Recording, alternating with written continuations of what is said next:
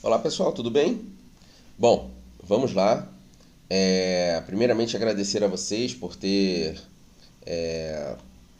feito adesão aí, né, ao programa de ensino à distância nesse período que eu não posso estar presencialmente, né? Então agradeço a vocês desde já.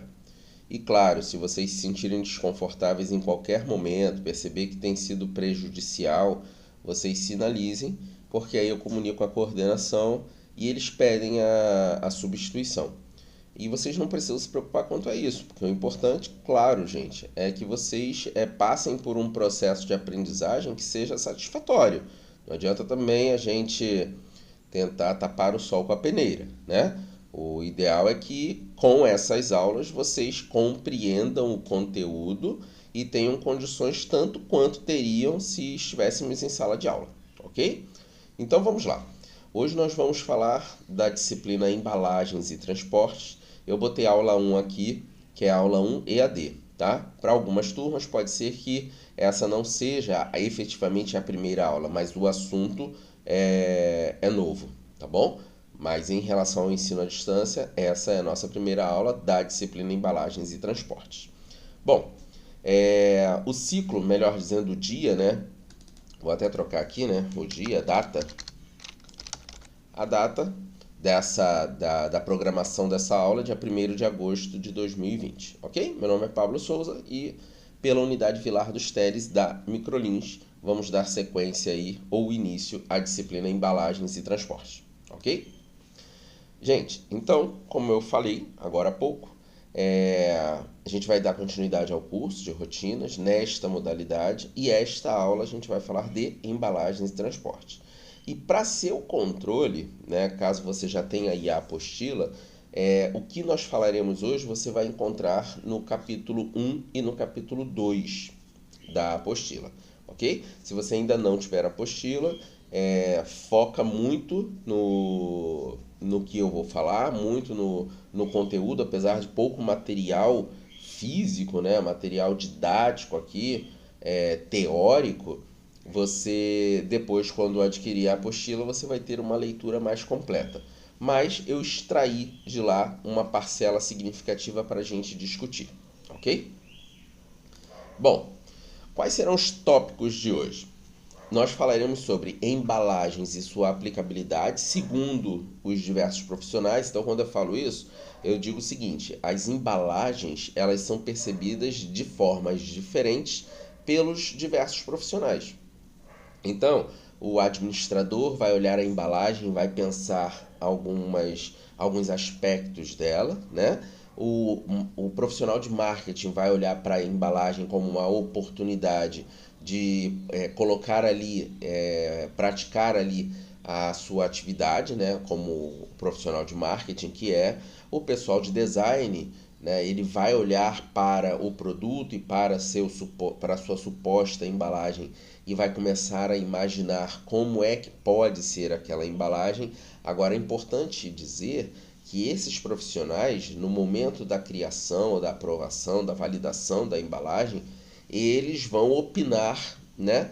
Eles vão observar a testagem daquela embalagem e vão sinalizar dentro, né, da realidade da sua capacidade profissional quais são os elementos que merecem melhor atenção depois ou antes ou durante aquela testagem, tá? Então o pessoal do marketing vai olhar a embalagem e vai falar assim, poxa, aqui a gente podia melhorar isso, isso e isso. O pessoal da logística vai falar, olha, essa embalagem não é tão adequada para esse tipo de produto, ou ainda que seja, você precisa pensar numa embalagem secundária ali para você fazer o transporte dele, tendo em vista que nós não vamos carregar embalagem por embalagem, a gente precisa criar um volume para o transporte, né? E a gente vai falar com calma aí esses pontos, tá? O papel da embalagem, o primeiro papel da embalagem, afinal, qual é? Né? É para encantar o cliente, é para levar o produto, é para suportar o produto, para que é obrigatório a embalagem em determinado material, formato. A gente precisa pensar aí, para dar o primeiro passo ali, né? Qual é o primeiro papel, qual é a primeira funcionalidade que a embalagem deve ter, tá? A proteção por meio da embalagem. Então, depois que a gente já perceber que um dos papéis é a proteção, a gente tem que pensar em quais situações a proteção ela vai se dar por meio de diversos tipos de embalagens, mas a gente tem que pensar, portanto, em que, quando a gente vai falando da proteção do produto por meio da embalagem, né? Bom, e aí pensando já num produto embalado, a gente tem que pensar em como evitar a violação dessas embalagens, né? Será que a nossa embalagem está, de certa forma, motivando a sua violação? Será que violar determinadas embalagens é tão fácil de violar e de mascarar aquela violação? Então a gente tem que pensar também nessas hipóteses, tá? Embalagem versus comunicação. Na embalagem, como eu falei, a embalagem, como eu falei, ela é percebida por diversas formas, por diversos profissionais. E na embalagem, será que a gente tem que trazer informações obrigatórias? Será que a equipe de comunicação traz na embalagem algumas informações importantes, relevantes, né, de interesse público ou por obrigação legal? Vamos também falar sobre isso. Embalagens multitarefas. O que seriam as embalagens multitarefas, né? Aquela embalagem que tem uma primeira utilidade e depois dessa utilidade ela também pode encarar uma segunda ou outras utilidades, ok? Isso aí a gente vai falar também muito e a gente pode acabar relembrando aí algumas situações engraçadas na nossa vida mesmo, né? Que a gente reutilizou algumas embalagens e que hoje a gente não reutiliza daquelas mesmas formas. Embalagens como promotoras de vendas. Bom, a gente falou que a comunicação ela traz informações na embalagem, o pessoal do marketing também vai pensar, o design vai criar a embalagem, o administrador vai olhar diversos aspectos da embalagem, e o pessoal de vendas, né? Será que o pessoal de vendas também vai olhar para a embalagem e vai falar, olha, ela podia ser assim, ser assada, trazer tal informação, mudar a cor, se igualar ou se aproximar da principal concorrente ou se afastar justamente das características das principais concorrentes, ou seja, se diferenciar mesmo, né? A gente tem que pensar aí em todas as possibilidades. E por último, a classificação das embalagens, né? A questão de ser uma embalagem primária, secundária, terciária, ok? Beleza? Vamos lá. Eu trouxe aqui algumas imagens e que elas vão se repetir ao passo que a gente for tratar dos assuntos, mas a gente já bate o olho aqui, já começa, né, a imaginar, né, a perceber que a gente tem contato, tem acesso a tantos materiais, tantas embalagens. Será que a gente parou um dia para refletir sobre aquela embalagem? Será que em algum momento a gente já fez críticas acerca de alguma embalagem? Será que quando uma embalagem muda, quais seriam, né, os motivos para aquela mudança de embalagens? Seria meramente estético? Seria para cumprir alguma determinação legal? Seria para comportar melhor o produto? Vamos falar um pouquinho. Bom, o primeiro passo é a gente tentar aqui dialogar sobre os pontos de vista de diversos profissionais, né? Então, o pessoal da engenharia, quando ele pensa num produto, a engenharia pensa exatamente em quê? No produto não, na embalagem do produto, né? Ele pensa que a embalagem precisa ter o tamanho ideal para aquele produto, ainda que a embalagem seja maior ou menor do que o produto em si, porque o produto pode estar desmontado, pode estar montado, pode ser um produto inflável, né?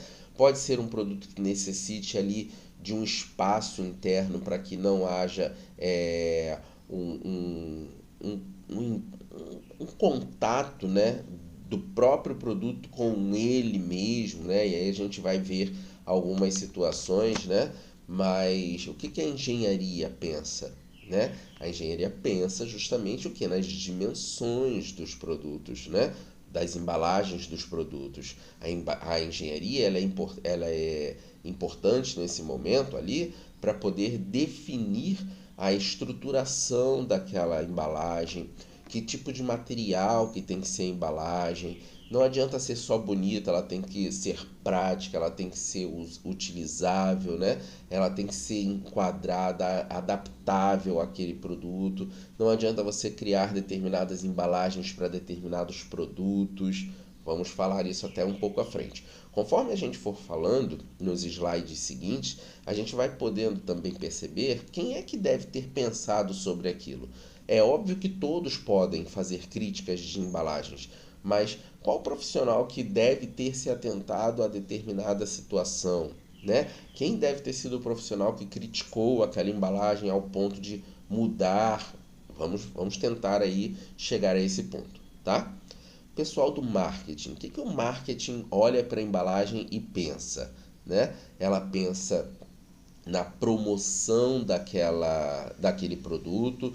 Então a embalagem ela tem que ser interessante, ela tem que chamar a atenção, ela tem que ser na prática ideal para aquele tipo de produto. Certamente há produtos que, se tivessem outras embalagens, chamaria mais atenção, mas que, por outro lado, outro tipo de material de embalagens poderia causar danos ao próprio produto. Então você vai ter que abrir mão de uma forma ou de outra de embalagens para que o seu produto mantenha ali as características iniciais dela, né? As características próprias do produto. Porque não vai adiantar você fazer uma embalagem super bonitinha, chamar super atenção, e quando você abrir a embalagem o produto está danificado, né? Não faz o menor sentido. O que a logística pensa quanto às embalagens? A logística ela vai ser responsável o quê? Por, em princípio, né, assim, transportar aquele produto embalado para o seu consumidor final, ou para o revendedor, né, ou para o distribuidor. E aí, quando ele pensa na embalagem do produto, ele também tem que pensar o seguinte: será que eu vou conseguir transportar o produto em sua embalagem primária, né? Será que eu posso pegar um monte de saquinho de Ruffles e transportar? Ou eu vou precisar colocar dentro de uma embalagem secundária? E essa embalagem secundária, qual tipo de material? Será que esse material que foi apresentado pela engenharia, de fato, ela não causa problemas ao empilhar uma embalagem com outra? Será que eu não danifico a de baixo, né? Será que o risco ao empilhar uma terceira pilha, por exemplo, se ela cair, será que o material está preparado para isso? Vamos pensar aí, o que pode ser que a logística pense tanto das embalagens? E o nosso papel enquanto administradores, né? Enquanto administradores, nós somos, eu diria, o profissional, nós somos os profissionais com visão mais crítica, porque a gente tem que pensar no todo, né? No universo. Então, a gente tem que olhar para a embalagem e pensar enquanto engenheiro, pensar enquanto profissional de marketing, pensar enquanto profissional de logística, enquanto design, enquanto consumidor. A gente precisa olhar para a embalagem e perceber se ela realmente está perfeitamente apresentável para aquele produto, né? Se apresentável para o cliente, se ela está perfeitamente adaptável ao produto, se na hora do transporte ele vai estar adequado. Então nós somos os profissionais que vamos ter uma visão ampla em relação àquelas embalagens, tá? Vamos lá. Deixa eu me tirar daqui, colocar aqui embaixo. Gente, está escuro porque eu estou fazendo a gravação um pouco tarde por causa do barulho externo, como eu falei com vocês. Mas o mais importante aqui é o conteúdo, é o que está aqui na tela, né? Não a minha imagem aqui, tá? Vamos lá.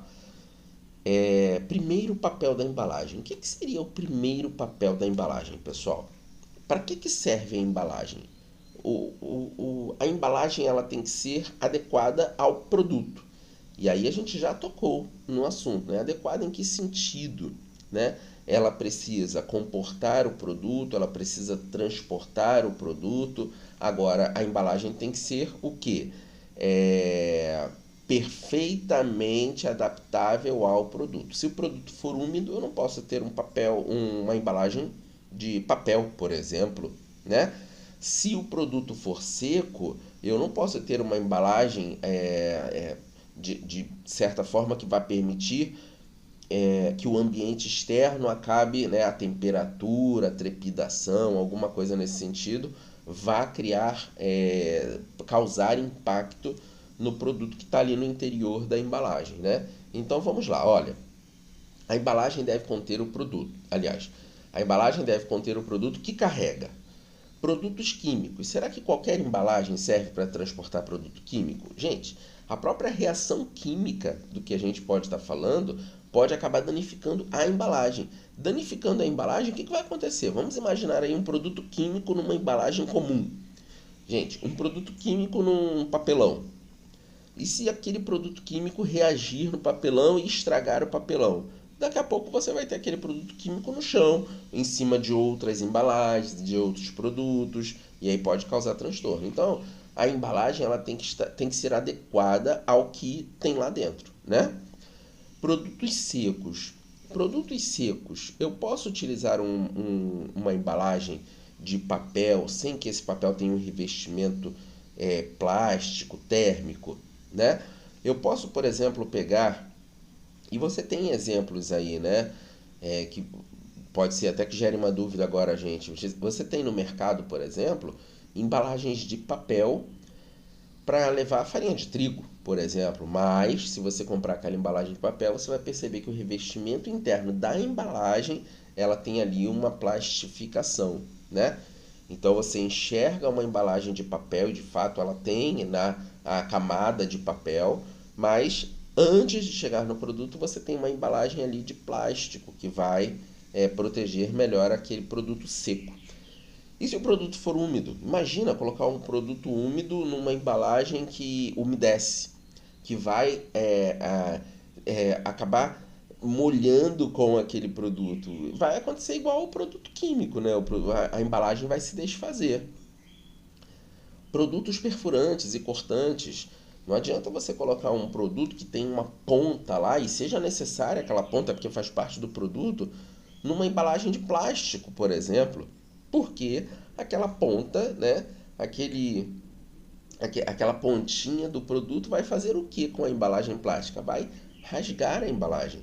Então tem que se pensar numa embalagem, de repente, num plástico mais resistente, né? Num papel mais resistente. Agora, se você colocar um produto pérfuro cortante numa embalagem fraca, você vai acabar permitindo que aquele produto rasgue a sua própria embalagem. E aí serão produtos ao chão, né? Produtos delicados, né? Produtos frágeis, né? Um copo, e tem até outros exemplos ali, quando chegar, no próximo slide tem ali, a gente toca nesse assunto. Produtos frágeis, né? O produto frágil tem que estar numa embalagem e ele tem que estar acomodado de maneira correta, porque se a embalagem for tão frágil quanto o próprio conteúdo, o que vai acontecer? Vai quebrar a embalagem, vai quebrar o conteúdo, né?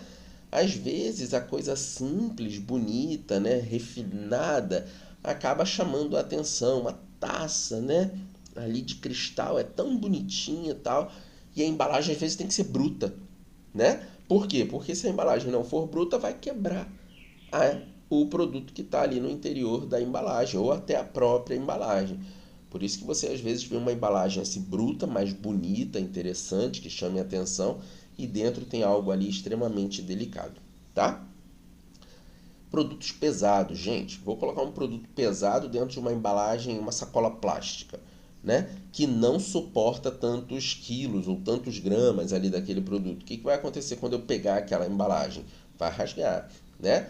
Se eu tiver um produto com uma alça que seja fraquinha, às vezes a embalagem é maravilhosa, mas a alça é fraca. O que vai acontecer? Quando eu puxar ali, quando eu levantar, na verdade, aquela embalagem, o produto vai ao chão, né? Então tem que me preocupar com produtos pesados e embalagens adequadas, tá bom? Gente, proteção por meio da embalagem. Deixa eu colocar aqui em apresentação para não ficar essas coisas vermelhas aí para vocês. Deixa eu mudar aqui. Não, deixa eu voltar. Não vou conseguir porque o modelo de apresentação aqui é outro. Mas vamos lá. Proteção por meio da embalagem. Gente, Lembra que eu falei que a embalagem ela ser adequada para o tipo de produto? Então você tem aqui uma caixinha de maisena, que é uma caixinha de papelão, e se a gente colocar o produto maisena dentro dessa caixinha de papelão, vai dar zebra, porque a umidade externa vai alcançar essa embalagem e vai estragar o produto que está no interior. E aí, se você lembra bem, o que tem dentro da embalagem de maisena? Uma segunda embalagem, que é o saquinho plástico com a maisena dentro, né? Ruffles. Gente, lembra que eu falei agora há pouco do produto delicado? Todo mundo brinca, né, e fala assim, no saquinho de Ruffles tem mais ar do que batata. Por que será? Porque o ar vai justamente permitir que aquela batata, a embalagem ao ser pressionada, você não alcance a batata, né? Porque o ar vai permitir ali, quando você aperta o saco de batata, você não consegue juntar uma extremidade com a outra. E aí, o que tem ali no meio da embalagem? As batatas. Então você aperta a embalagem completamente e ainda assim você sacode e você vai ver que as batatas estão ali completamente soltas. Se não tivesse aquela quantidade de ar dentro da embalagem da Ruffles, quando você apertasse, você ia fazer o quê? Crack! Ia estragar a batata de uma vez só, né? Então, por isso, assim, a embalagem ela tem que estar perfeitamente adequada ao produto, tá? Então, ó, proteção por meio da embalagem. A proteção deve ser pensada por todos os envolvidos na construção e definição das embalagens, visto que, durante um deslocamento logístico, a embalagem deve oferecer a devida proteção aos produtos, considerando, por exemplo, trepidação e vibração. A batata Ruffles aqui pode ser um exemplo. Imagina você colocar a batata Ruffles dentro daqueles carros da Elma Chips, que vai distribuir aí nos seus revendedores, e se a embalagem não tivesse o ar ali dentro, aquela trepidação do carro nas ruas normais, o que ia acontecer? Ia quebrar a batata toda, né? Uma caixa que cai numa curva do carro ia quebrar a batata toda, né? Climas, temperaturas, então a embalagem tem que estar preocupada com a questão da temperatura, né? Se a embalagem de maisena trouxesse só a caixa com o pó solto dentro, o que ia acontecer? Se tivesse uma temperatura muito fria externamente, aquela embalagem ia receber aquela temperatura, ia transmitir para a parte interior e ia mofar aquela maisena, né? Ia umedecer e depois ia mofar. Empilhamentos, as embalagens têm que estar preparadas para empilhamento. Você não pode pegar qualquer caixa e colocando uma em cima da outra. Vai chegar um momento que a de baixo vai começar a dobrar. E aí, gente, dobrou a embalagem de baixo, o que vai acontecer com as de cima, né? As de cima vão cair, porque a de baixo é que estava dando a sustentação de baixo para cima, né?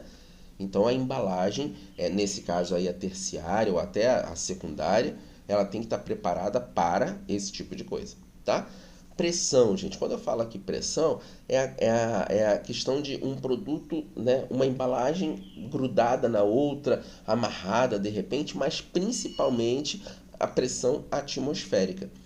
Muitos produtos eles são levados aonde? Por meio do modal aéreo, né? Então, imagina na pressão que fica ali no interior, né, do avião, naquela parte que não é despressurizada, né, a pressão é muito grande. Então, se você tiver produtos ali com embalagens que não estejam preparadas para aquilo, aquela embalagem vai se romper. Por isso que existem tantas restrições na hora de conduzir alguns produtos e embalagens por meio do avião, né? Porque senão a pressão atmosférica vai fazer com que aquele produto se dilate de tal forma, ou a embalagem se dilate de tal forma que uma vai descompensar ali a outra, né? O produto vai explodir a embalagem ao explodir, o produto vai ser derramado, tá? Bom, violação de embalagens. Lembra que a gente comentou isso no início da discussão? A gente tem que estar preparado para criar as embalagens e, por vezes, a gente tem que se preocupar com a questão da possível violação dessa embalagem. E hoje existem diversas formas de você minimizar essa possibilidade, né? Você tem embalagens com recursos de travamento, você tem fitas adesivas que na verdade, a fita adesiva, ela não vai proteger o produto, mas ela vai ter o seguinte papel.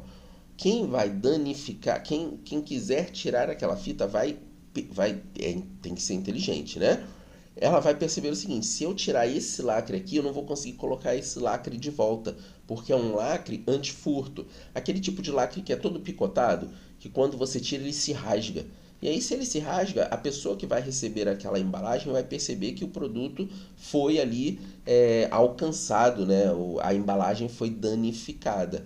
Quando você compra alguma coisa do iFood ou de algumas lojas aí, algumas lojas colocam esses lacres antifurto e ainda tem no lacre escrito assim: se o lacre estiver violado, não receba o produto, né? Porque visivelmente, né, claramente alguém violou aquela embalagem.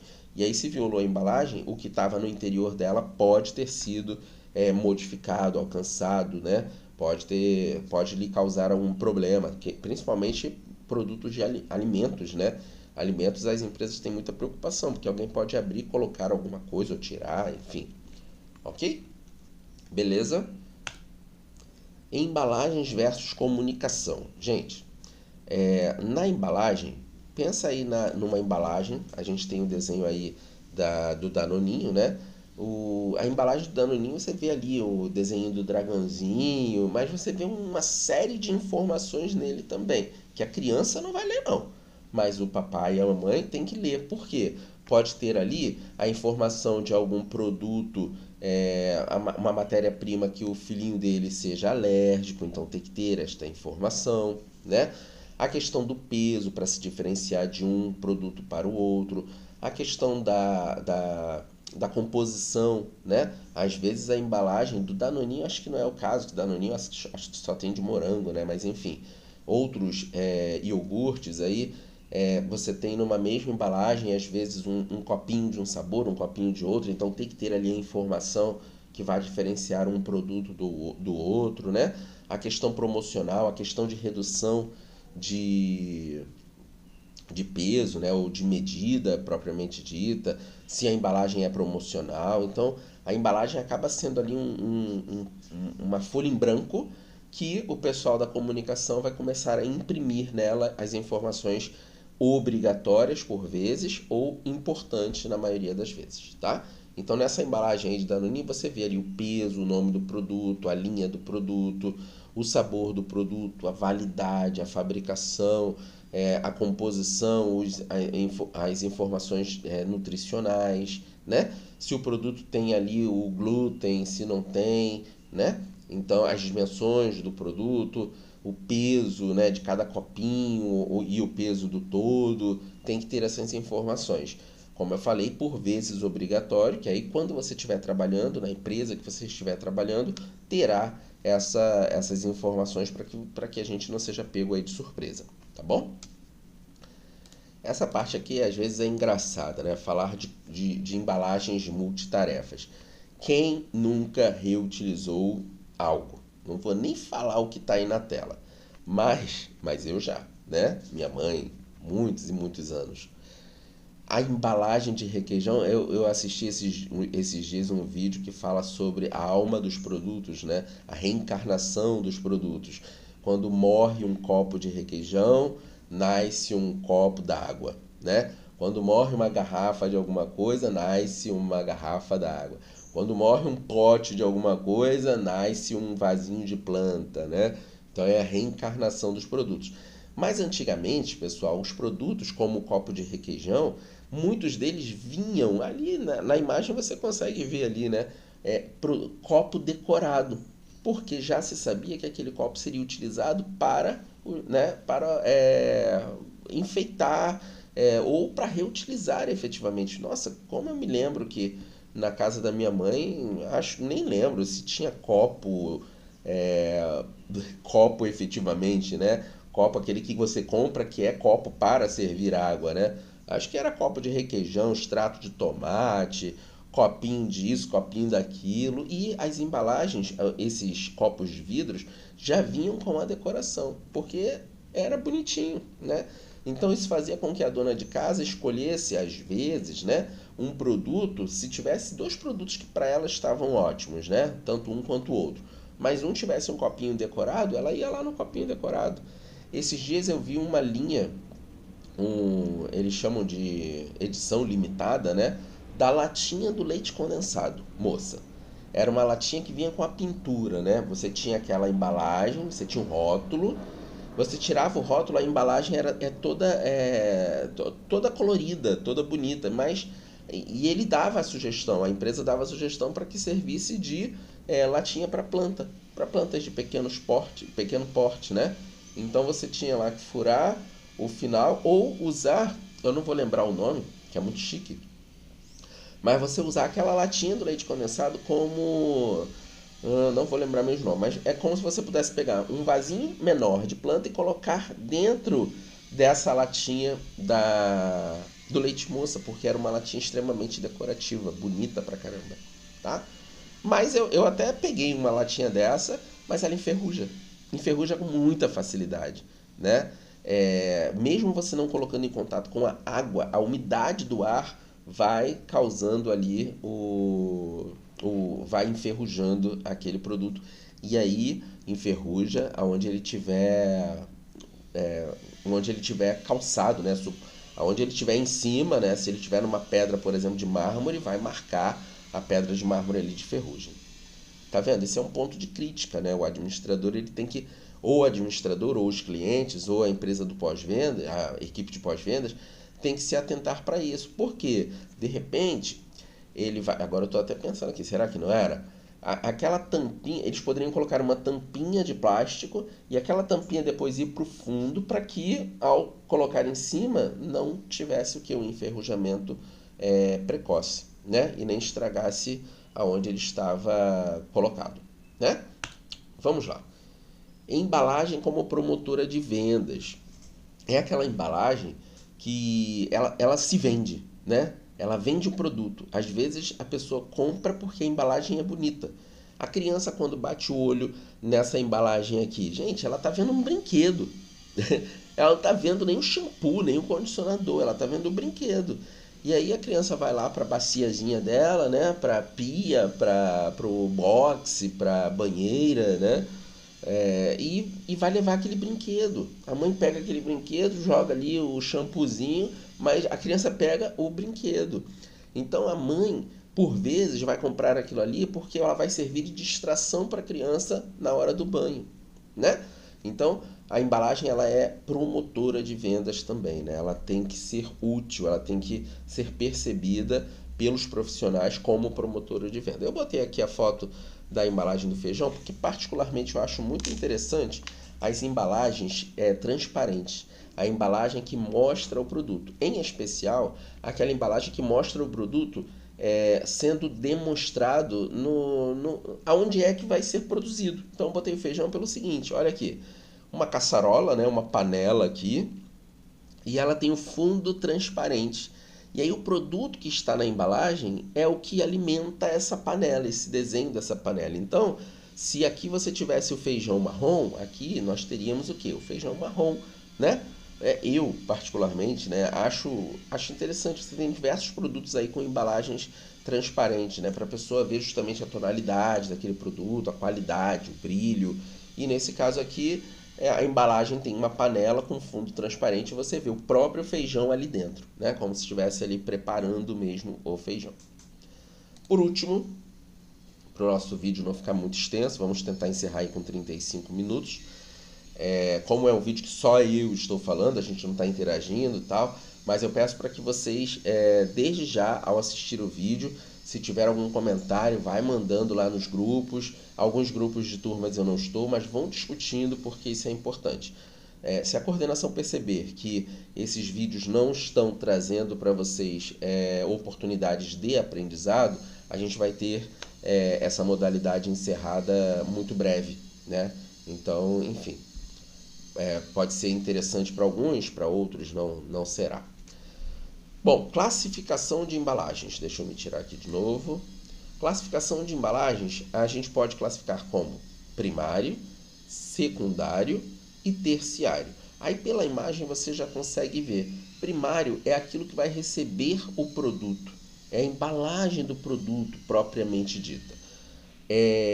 O secundário é aquela embalagem que vai transportar o produto, que pode estar numa primeira embalagem, né? Então você vai pegar o produto, colocar dentro que já está embalado, você vai colocar numa segunda embalagem e pronto. Só que tem uma possibilidade da necessidade de quê? De uma embalagem terciária, que é para você comportar um volume maior de produtos de uma vez só. Então, por exemplo, você tem ali sabão em pó. Eu vejo muito isso assim no supermercado. Sabão em pó já vem dentro da caixa, que tem o interior plastificado, né? Mas tem lá 20 caixas de sabão em pó. Você percebe que quando ele vem do estoque, ele não vem caixa por caixa, ele vem dentro de uma outra caixa, numa embalagem secundária.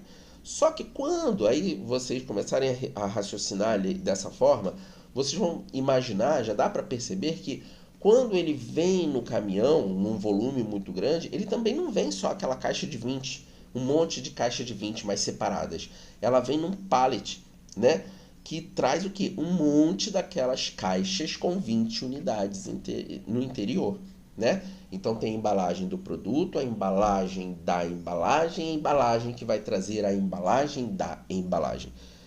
Assim fica muito confuso falar, mas dá uma olhada na imagem. A primeira embalagem é do produto em si. A segunda embalagem é aquele produto que vai carregar o produto, que já está numa primeira embalagem. E a terciária ali, é aquela que vai comportar um volume máximo de produtos para carregamento, para transporte de uma só vez. Tá bom? Pessoal, um grande abraço para vocês. Espero que essa aula tenha sido produtiva. É um assunto tranquilo, né? Um assunto que a gente tem só que refletir sobre. Dá uma olhada na sua residência e abre lá a despensa lá da sua cozinha, pega as embalagens, observa se a embalagem no plástico não é porque o produto não pode receber ali uma umidade, uma temperatura exterior. Percebe lá na embalagem de sabão em pó se ela não tem uma camada de plástico, porque se fosse só a camada de papelão não ia resultar, né, positivamente ali no papel adequado da embalagem. Observa esses detalhes quando você estiver no supermercado, que você tiver lá uma pessoa abastecendo, observa que no carrinho dele tem grandes embalagens com pequenas embalagens dentro e que o produto está dentro dessa embalagem, né? Então você vai perceber aí a embalagem primária, secundária e terciária, ok? Pessoal, um grande abraço e até mais. Tchau, tchau.